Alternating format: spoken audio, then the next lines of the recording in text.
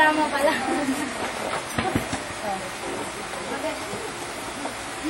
Magandang tanghali po sa inyong lahat. Di po, pagpasensya niyo na po kasi hindi po ako nakapaghanda ng isang awit para po kay Lola Baby. Kasi po yung mga alam ko pong kanta, yung mga modern, syempre po, di ba? Yung mga napapanahon pong pang-hip-hop, parang di naman po masyadong ma-appreciate ni Lola Baby kung yung po ikakantahin ko. Kaya po, napag-isipan ko po na ako po ay maghahandog ng isang tula para po kay Lola Baby na pinamagatang isang natatanging pagbati. Isang magandang araw, puno ng kasiglahan, ang ating nadarama at nasasaksihan. Lahat tayo'y nagkaisa, nalisanin ng tahanan, upang dito ay ipagdiwang isang tanging kaarawan.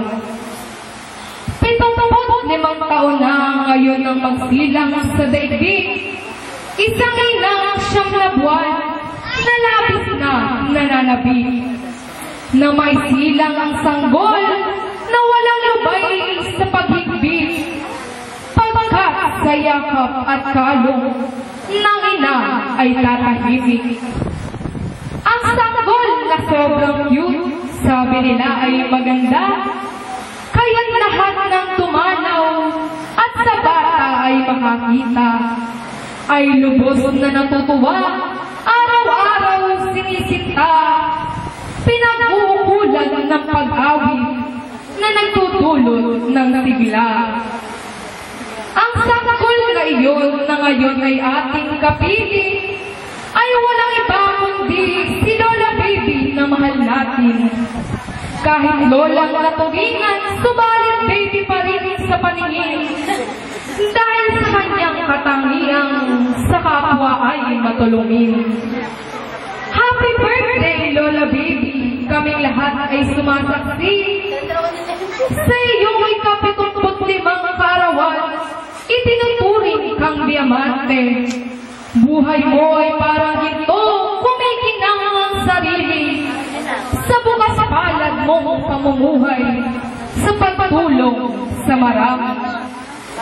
Sa tulong ng aking lolo, ako ay napasaklolo na magawa ang pagbati tulang ito upang sa aking pagdalo sa birthday ng Lola Baby ko ay maihandog bilang regalo sa kanyang ika-75 taong kumpleanyo.